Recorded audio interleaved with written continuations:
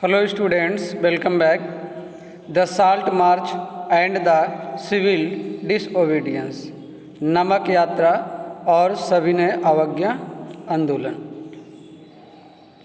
Mahatma Gandhi found in salt a powerful symbol that could unite the nation. Mahatma Gandhi ने ये पाया कि ये जो नमक है ये एक शक्तिशाली प्रतीक है भारतीयों को संगठित करने का, राष्ट्र को संगठित करने का। On 31 January 1930 he sent a letter to viceroy Irwin stating 11 demands. तो 31 जुलाई 1930 को गांधी जी ने वायसराय इरविन को एक पत्र भेजा जिसमें उन्होंने 11 डिमांड रखी थी, 11 मांगों को रखी थी। इन मांगों में some of these were of general interest, कुछ मांगे जनरल इंटरेस्ट की थी, अदर वर स्पेसिफिक डिमांड और कुछ विशेष मांगे थी ऑफ डिफरेंट क्लासेस, तो अलग अलग वर्गों के लिए। फ्रॉम इंडस्ट्रियलिस्ट टू पीजेंट्स, तो यो उद्योगपतियों से लेकर के किसानों तक के हित में गांधी जी ने इस डिमांड में अपनी मांग रखी थी। The idea was to make the demand wide ranging so that all classes within Indian society could identify with them and everyone could be brought together in the united campaign. The idea was to make the demand wide ranging, तो उनकी जो demand थी wide ranging में थी। So that all classes within Indian society could identify, तो उनके मांगों में ताकि समाज के भारत में जितनी भी सोसाइटियां हैं सभी से संबंधित रखी गई थी, सभी को संगठित करने के लिए, सभी के हित के लिए उन्होंने मांग रखी थी। So that all classes with in Indian society could identify with them and everyone could be brought together in a united campaign, ताकि सभी को जो है इस आंदोलन में शामिल किया जाए, सभी वर्गों से संबंधित उन्होंने मांग रखी थी। The most stirring of all was the demand to abolish the salt tax. उन मांगों में सबसे जो ज़्यादा लोकप्रिय मांग थी, जो ज़्यादा डिमांड थी, वो था जो नमक पर टैक्स था उसको हटाना था।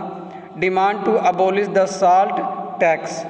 Salt was something consumed by the rich and the poor alike, तो साल्ट कुछ ऐसी वस्तु है जो सभी लोग इसका कंज्यूमशन करते हैं, सब लोग इसका उपयोग करते हैं, चाहे वो रिच हों या पुअर हों, तो अमीर गरीब सब लोग इसका उपयोग करते हैं। And it was one of the most essential items of food, तो ये एक बहुत ही ज़रूरी इसेंशियल आइटम्स है, भोजन में नमक की ज़रूरत पड़ती है, बहुत ही आवश्यक है ये। The tax on salt and the government monopoly over its production, तो नमक पे जो टैक्स था और इसके उत्पादन को लेकर के जो ब्रिटिश गवर्नमेंट का मोनोपोली था, एकल अधिकार था कि खाली ईस्ट इंडिया कंपनी ही या ब्रिटिश गवर्नमेंट ही नमक का प्रोडक्शन करेगी, सेल करेगी, और किसी को परमिट नहीं थी। Mahatma Gandhi declared revealed the most oppressive fact face of British rule, तो महात्मा गांधी ने निश्चय किया और ये लोगों को दिखाया कि ये ब्रिटिश शासन का ये मोस्ट अप्रेसिव फेस है, सबसे दमनकारी नीति है कि एक जो जनरल कंज्यूमशन में हम लोग साल्ट डेली कंज्यूमशन में यूज करते हैं, उस पर भी ब्रिटिश गवर्नमेंट ने ये टैक्स लगा रखा है और खाली मोनोपोली है, प्रोडक्शन खाली ब्रिटिश गवर्नमेंट ही करेगा या ईस्ट इंडिया कंपनी करेगी। The Mahatma Gandhi's letter was in a way an ultimatum, तो महात्मा गांधी का ये जो पत्र इरविन को लिखा गया था एक तरह से अल्टीमेटम था, चेतावनी थी।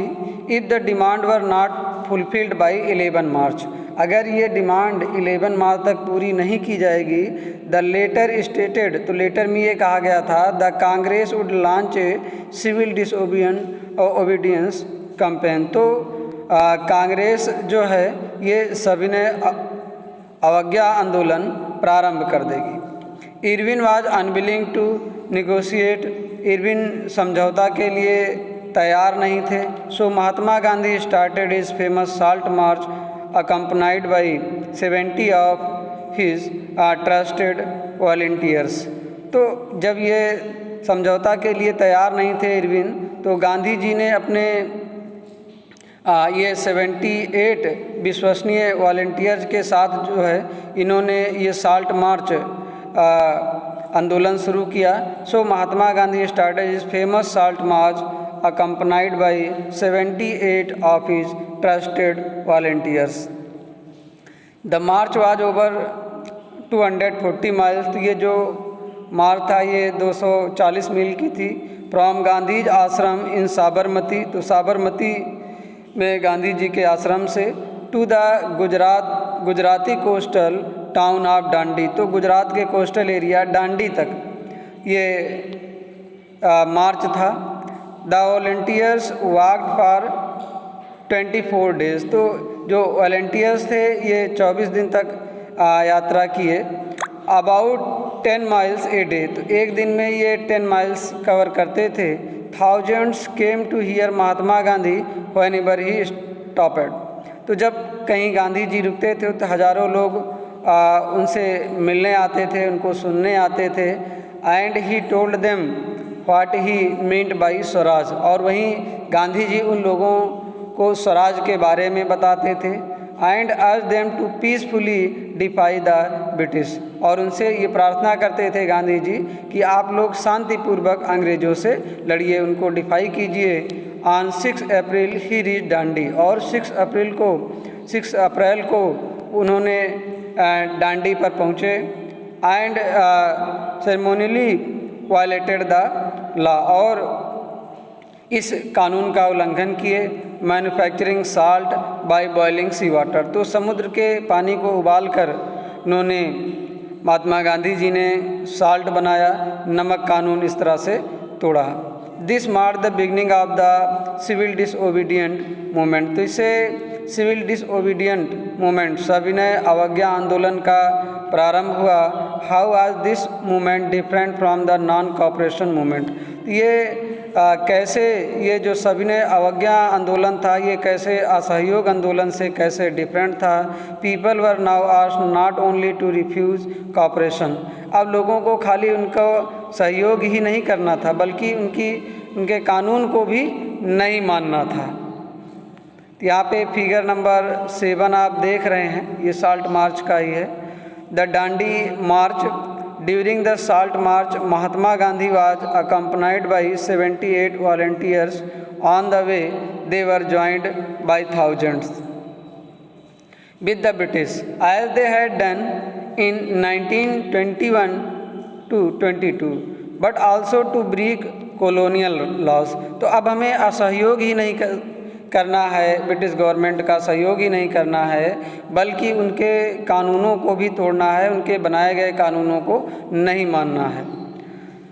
Thousands in different part of the countries broke the salt law, तो हज़ारों लोग देश के हिस्सों में नमक कानून तोड़े। मैन्युफैक्चर्ड साल्ट बनाए, नमक बनाए। And demonstrated in front of the government salt factories, और जो गवर्नमेंट साल्ट फैक्ट्रीज़ थी उसके सामने प्रदर्शन भी किए।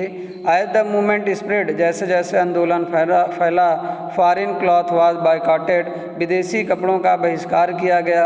And liquor shops were picketed, तो लिक्वर शॉप्स को भी पिकेटेड किया गया, वहाँ पे घेरबंदी की गई, अटैक किया गया। पीजेंट्स रिफ्यूज टू पे रिवेन्यू, तो जो किसान लोग थे वो कर देने से मना किए। एंड चौकीदारी टैक्सेस, और चौकीदारी टैक्सेस भी नहीं दिए।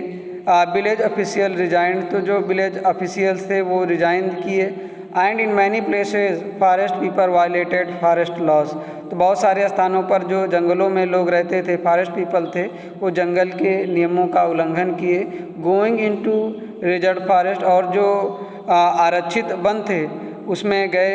And to collect wood and graze cattle. तो वहाँ पे लकड़ियाँ कलेक्ट किए, इकट्ठा किए और वहाँ पर अपने पशुओं को चराए। Worried by the development, the colonial government began arresting Congress leaders one by one। तो इससे चिंतित होकर के इस आंदोलन से कॉलोनियल गवर्नमेंट जो है ये कांग्रेस के नेताओं को एक एक करके इनको अरेस्ट करना प्रारंभ कर दिया। This led to violent clashes in many places. तो इसे इसकी वजह से कई सारे स्थानों में लोगों के साथ और ब्रिटिश गवर्नमेंट के ऑफिशियल्स के साथ या सोल्जर्स के साथ झड़प भी हुई। वैन अब्दुल गफ़र खान ड्यूड डिस्पिल ऑफ महात्मा गांधी, ये जब वाज अरेस्टेड इन अप्रैल 1930, तो 1900 अप्रैल 1930 को जब ये गांधी जी के एक बड़े करीबी अब्दुल गफ़र खान को अरेस्ट किया गया। Angry crowds demonstrated in the streets of Peshawar facing armoured cars and police firing. तो पेशावर की गलियों में काफ़ी ज़ोर से प्रदर्शन किया गया जो है एंग्री क्राउड्स के द्वारा। ये एंग्री क्राउड्स के द्वारा डिमॉन्स्ट्रेटेड किया गया facing armoured cars and police firing. तो जो ये सशस्त्रों से बड़ी कार और पुलिस फायरिंग का सामना किया। मैनी वर किल्ड, तो बहुत सारे लोग इस संघर्ष में मारे गए। ए मंथ लेटर, एक महीने बाद, when Gandhi ji himself was arrested, तो एक महीने बाद गांधी जी स्वयं अरेस्ट हुए थे। Industrial workers in Solapur attacked police post, municipal buildings, law courts and railway station. तो जो सोलापुर के जो इंडस्ट्रियल वर्कर्स थे ये पुलिस पोस्ट पर अटैक किए, नगर पालिका की बिल्डिंग पर अटैक किए, न्यायालय पर अटैक किए और रेलवे स्टेशन पर जो ब्रिटिश का प्रतीक था। All structure that symbolised British rule, ये सारे स्ट्रक्चर ये ब्रिटिश के शासन का प्रतीक था। A frightened government responded with a policy of brutal repression. तो इस तरह से जो भयभीत सरकार थी इन्होंने काफ़ी दमनकारी नीतियां अपनाई। पीसफुल सत्याग्रहीज वर अटैक्ड, तो जो पीसफुल सत्याग्रही थे, शांतिपूर्वक जो सत्याग्रही आंदोलन कर रहे थे, उन पे ऊपर आक्रमण किया गया। Women and children were beaten, महिलाओं को और बच्चों को पीटा गया। And about 1 lakh people were arrested, और लगभग 1 लाख लोगों को अरेस्ट किया गया। इन सच ए सिचुएशन, इस स्थिति में Mahatma Gandhi once again decided to call off the movement and entered into a pact with Irvin on 5 मार्च 1931। तो इस स्थिति में महात्मा गांधी ने एक बार और ये निश्चय किया कि वो आंदोलन वापस लेंगे। And entered into a pact with Irvin, तो इरविन से और एक समझौता किया 5 मार्च 1931 को। By this Gandhi Irwin pact, तो ये जो गांधी इरविन समझौता था, Gandhi ji consented to participate in a round table conference. तो गांधी जी कंसेंटेड थे इसमें पार्टिसिपेट करने के लिए राउंड टेबल कॉन्फ्रेंस में। द कांग्रेस हैड बायकॉटेड फर्स्ट, तो लेकिन पहली बार इसको कांग्रेस ने इसको बायकॉट किया था round table conference in London. And the government agreed to release the political prisoners, और जो गवर्नमेंट थी ये सहमति भी हो गई कि जो पॉलिटिकल प्रिजनर्स हैं, जो राजनीतिक जो बंदी बनाए गए हैं, इनको छोड़ा जाएगा। इन दिसंबर 1931, तो दिसंबर 1931 को Gandhi ji went to London for the conference, तो गांधी जी लंदन गए कॉन्फ्रेंस के लिए, मीटिंग के लिए। But the negotiation broke down, लेकिन ये समझौता टूट गया। एंड ही रिटर्न डिसअपॉइंटेड, और वो निराश होकर के लंदन से वापस आ गए। Back in India he discovered that the government had begun a new cycle of repression, और जब गांधी जी इंडिया में वापस आए तो उन्हें ये पता चला कि सरकार तो एक नया दमनकारी नीति अपना लिया है। Ghaffar Khan and Jawaharlal Nehru were both in jail, और गफ़र खान और जवाहरलाल नेहरू दोनों जेल में थे। The Congress had been declared illegal और कांग्रेस पार्टी को अवैध घोषित कर दिया गया था ब्रिटिश गवर्नमेंट के द्वारा। And a series of measures had been impose to prevent meeting, और कई तरह के रूल लागू किए गए थे, मेजर्स अपनाए गए थे कि मीटिंग्स नहीं होंगी, डिमॉन्स्ट्रेशन नहीं होगा और बाइकआउट्स नहीं होगा। With great apprehension Mahatma Gandhi रिलेक्टेंट द सिविल डिसओबीडियंस। उसके बाद फिर गांधी ग्रेट अप्रीहेंशन के साथ इन्होंने फिर सिविल डिसओबीडियंट छेड़ने का यहाँ पे प्रस्ताव रखा आकर के। फॉर ओवर ए ईयर, तो कुछ वर्षों बाद द मूवमेंट कंटिन्यूड, मूवमेंट चला, but by 1934 it last it's momentum, लेकिन इस आंदोलन की गति 1934 तक कम पड़ गई। Thank you.